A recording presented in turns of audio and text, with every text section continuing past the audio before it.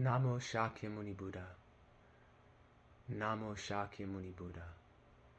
Namo Shakyamuni Buddha. The profound, subtle, wonderful, unsurpassed Dharma in 100,000 million eons is difficult to encounter. Now that I have come to hold and receive it within my sight and hearing, I vow to fathom the thus come one's true and actual meaning.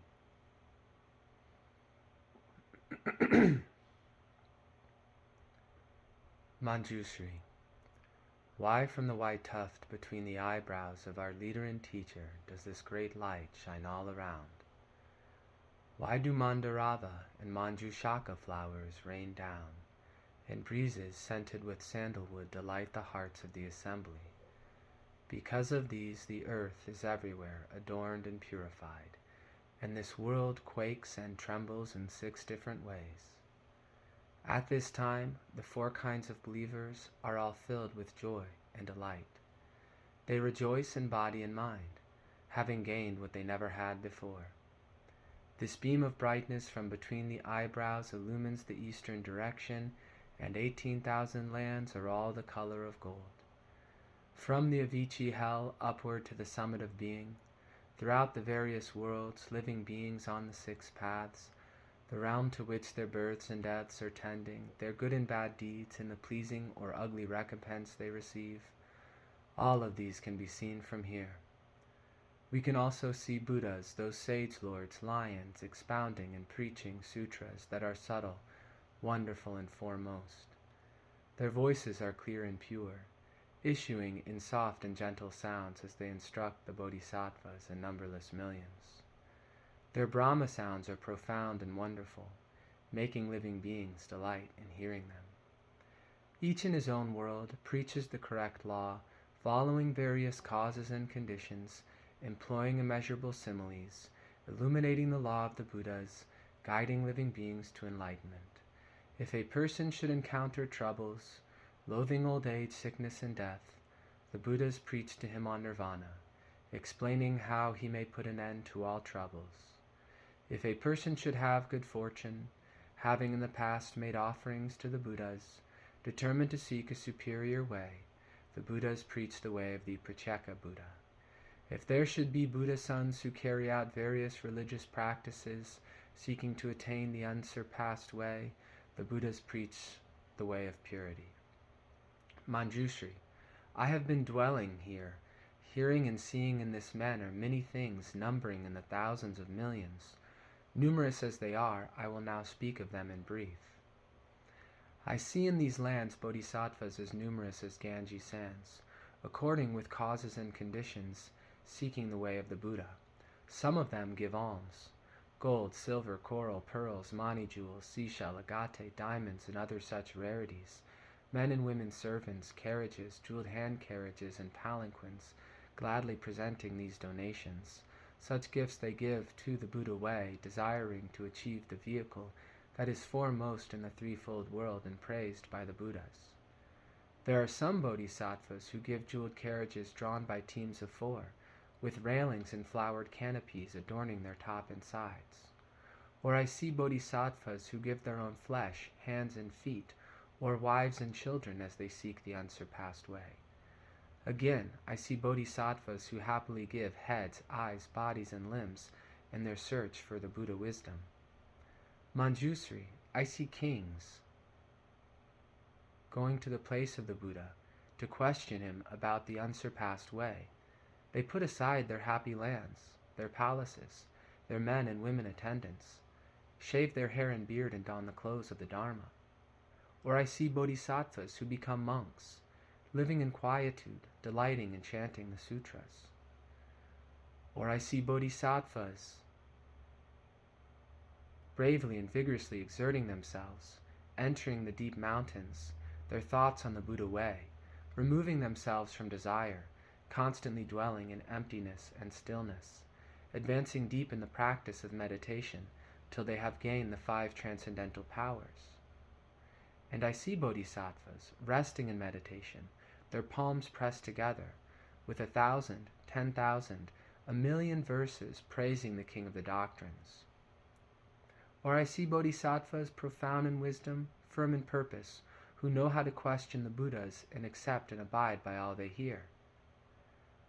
And I see Buddha sons, proficient in both meditation and wisdom, who use immeasurable numbers of similes to expound the law to the assembly, who delight in preaching the law, converting the bodhisattvas, defeating the legions of the devil, and beating the Dharma drum. Again, I see bodhisattvas profoundly still and silent, honored by heavenly beings and dragons, yet not counting that a joy. And I see bodhisattvas living in forests, emitting light, saving those who suffer in hell, causing them to enter the Buddha way. Or I see Buddha sons who have never once slept, who keep circling the forest, diligently seeking the Buddha way. And I see those who observe the precepts, no flaw in their conduct, as pure as jewels and gems, and in that manner seeking the Buddha way.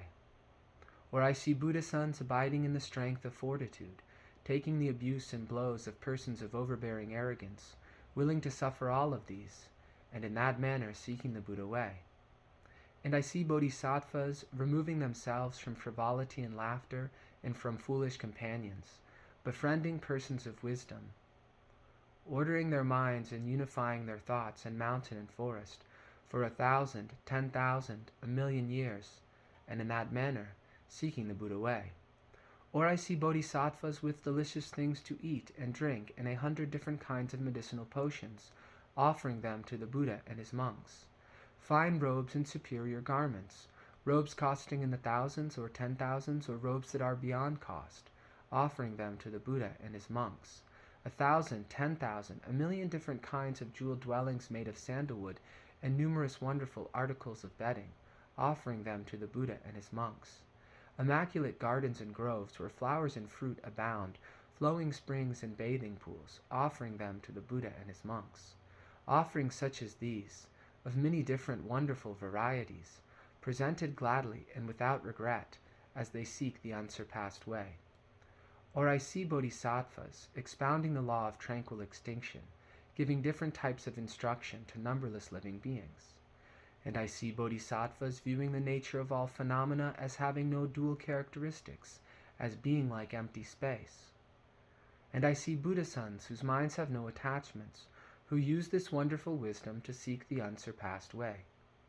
Manjushri, there are some bodhisattvas who, after the Buddha has passed into extinction, make offerings to his relics. I see Buddha sons building memorial towers numberless as Ganges sands, ornamenting each land with them, jeweled towers lofty and wonderful 5,000 yohanas high, their width and depth exactly 2,000 yohanas, each with its 1,000 banners and streamers, with curtains laced with gems like dewdrops and jeweled bells chiming harmoniously. There heavenly beings, dragons and spirits, human and non-human beings with incense, flowers, and music constantly make offerings. The Buddha sons, in order to make offerings to the relics, adorn the memorial towers, so that just as it is, each land is as outstandingly wonderful as the heavenly king of trees when its flowers open and unfold. Now when the Buddha emits a beam of light, I and the other members of the assembly can see these lands in all of their outstanding wonders. The supernatural powers of the Buddhas and their wisdom are rare indeed. By emitting one pure beam of light, the Buddhas illuminate countless lands. I and the others have seen this, have gained something never known before. Buddha-san, Manjusri, I beg you to settle the doubts of the assembly. The 4 kinds of believers look up in happy anticipation, gazing at you and me. Why does the Buddha emit this beam of brightness? Buddha-san, give a timely answer. Settle these doubts and occasion joy. What rich benefits will come from the projecting of this beam of brightness?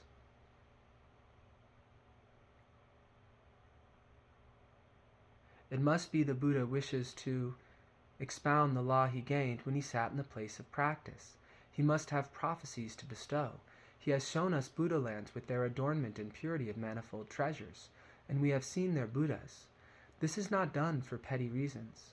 Manjushri, you must know, the 4 kinds of believers, heavenly beings, dragons, and spirits gaze at you and surmise, wondering what explanation you will give. I recall that in a past age, immeasurable, innumerable kalpas ago, There was a Buddha most honored of men, named Sun Moon Bright.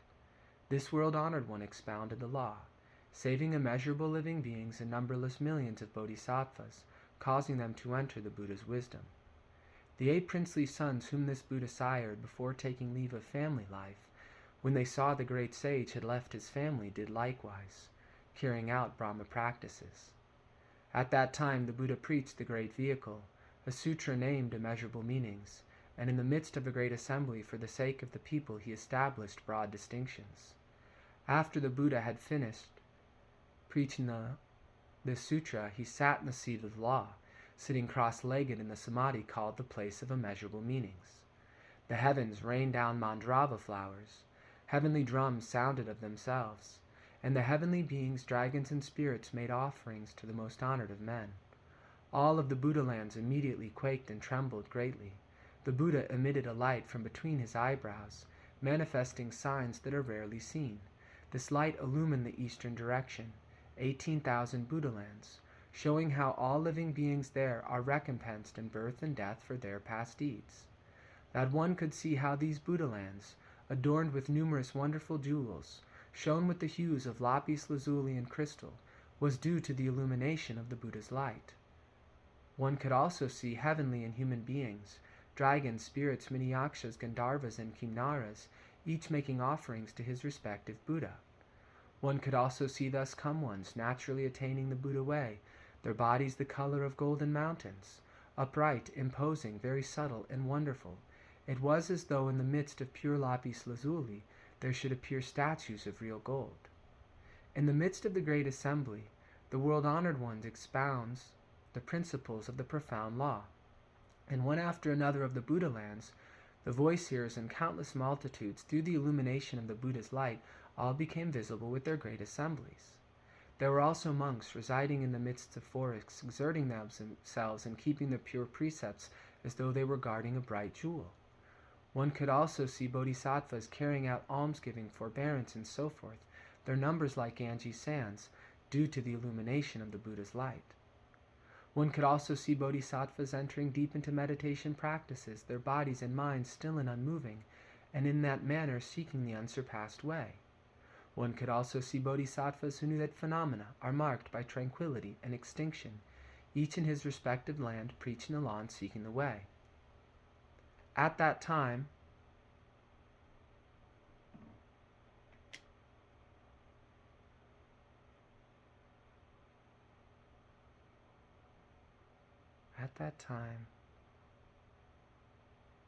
the world-honored one rose from his samadhi and praised Bodhisattva wonderfully bright, saying, "You are the eyes of the world, one whom all can take faith in.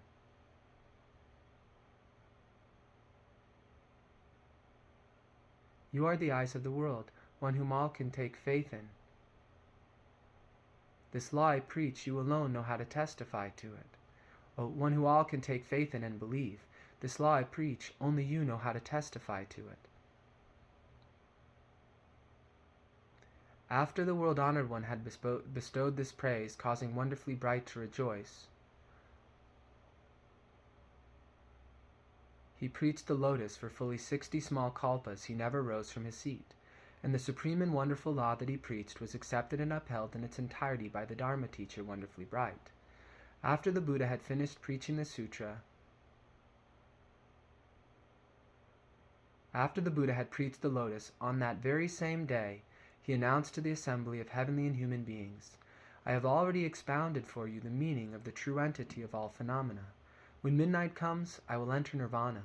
You must strive with all your hearts and remove yourselves from indulgence and laxity. It is very difficult to encounter a Buddha. You meet one once in a million kalpas."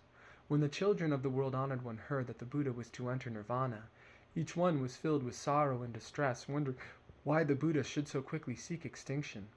The sage Lord, King of the Law, comforted and reassured the multitude, saying, "When I enter extinction, you must not be concerned or fearful.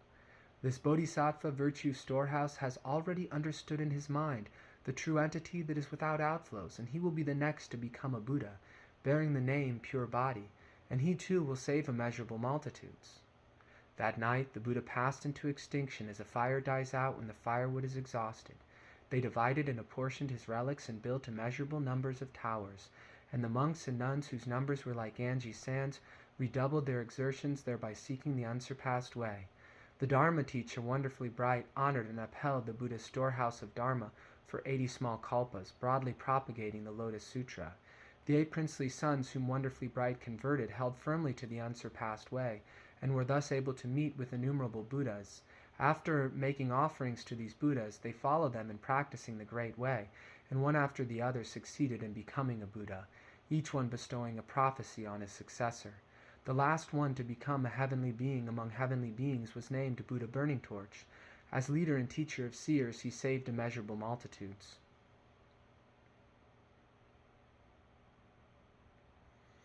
The Dharma teacher, wonderfully bright at that time, had a disciple whose mind was forever occupied with laziness and sloth. He was greedy for fame and profit. He sought fame and profit insatiably, often amusing himself amongst clansmen and those of other surnames. He threw away what he had studied and memorized, neglected and forgot it, failed to understand it. Because of this he was named Seeker of Fame. But he had also carried out many good actions, and was thus able to meet with innumerable Buddhas. He made offerings to these Buddhas and followed them in practicing the great way, carrying out all the 6 paramitas. And now he has met with the lion of the Shakyas. Hereafter he will become a Buddha whose name will be Maitreya, who will save living beings extensively in numbers beyond calculation.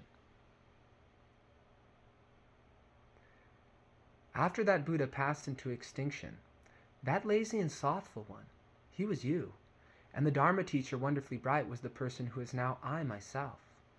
I saw how the Buddha's sun moon bright earlier manifested these auspicious portents. So now I know the present Buddha is about to preach the Lotus Sutra. The signs now are like those of the earlier auspicious portent.